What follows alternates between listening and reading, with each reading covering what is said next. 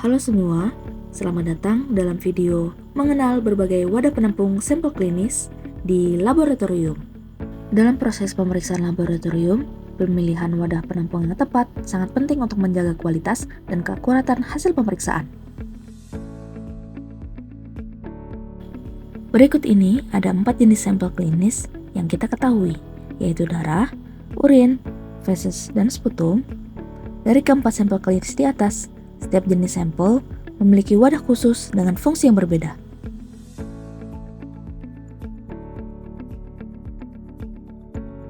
Wadah penampung sampel darah.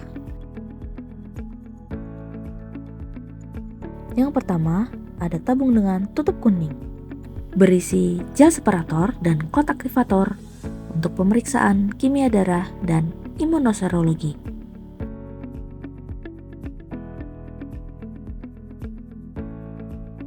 Yang kedua, ada tabung dengan tutup ungu. Tabung ini berisi antikoagulan EDTA yang biasa digunakan untuk pemeriksaan darah lengkap, HbA1c, SADT, dan lain sebagainya.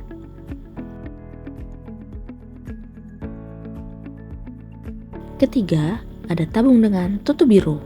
Tabung ini berisi antikoagulan natrium sitrat yang digunakan untuk pemeriksaan koagulasi, contohnya PT, APTT, dan INR.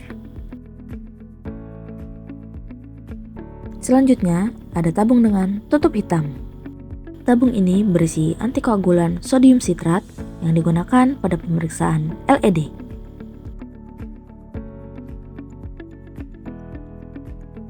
Selanjutnya adalah tabung tutup hijau atau split heparin. Untuk tabung tutup hijau sendiri berisi antikoagulan heparin untuk pemeriksaan D-dimer. Untuk split heparin digunakan untuk mengambil sampel darah arteri dan dilakukan pemeriksaan analisa gas darah atau blood gas analysis. Selanjutnya adalah wadah penampung sampel kultur darah. Untuk kultur darah memerlukan wadah steril yang berisi media khusus yang digunakan untuk identifikasi bakteri, jamur, atau mikroorganisme patogen. Untuk pasien pediatri, yaitu anak-anak dan bayi, menggunakan wadah dengan tutup kuning. Sedangkan pasien dewasa menggunakan wadah dengan tutup hijau.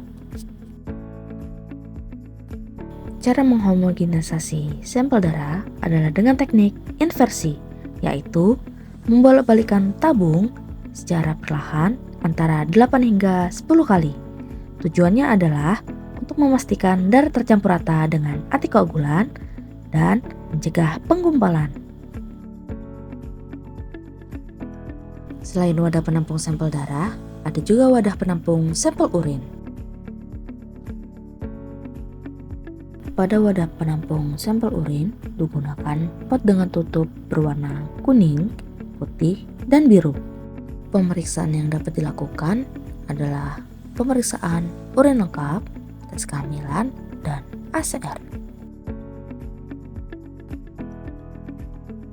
Selanjutnya adalah pot urin steril. Pot ini digunakan untuk menampung sampel urin untuk pemeriksaan biakan dan resistensi urin atau biasa disebut dengan kultur urin. Selanjutnya adalah wadah penampung sampel feses. Wadah yang digunakan untuk menampung sampel feses berupa kontainer khusus yang bersih, kering, dapat ditutup rapat, dan bebas disinfektan. Biasa digunakan untuk pemeriksaan feses lengkap, FOB, dan kultur feses. Selanjutnya adalah wadah penampung sampel sputum atau dahak. Wadah yang digunakan untuk sampel sputum yaitu pot bertutup ulir dengan tutup berwarna kuning, biru, dan putih yang digunakan untuk pemeriksaan TCM-TB, sputum gram, dan pemeriksaan BTA. Selanjutnya adalah wadah untuk pemeriksaan biakan dan resistensi sputum atau biasa disebut dengan kultur dahak. Wadah yang digunakan adalah wadah baru dan steril. Nah, sekarang teman-teman sudah tahu kan berbagai wadah penampung sampel klinis dengan fungsi dan kegunaan yang berbeda-beda. Terima kasih telah menonton. Semoga bermanfaat dan meningkatkan pemahaman kita tentang wadah penampung sampel klinis. Sampai jumpa.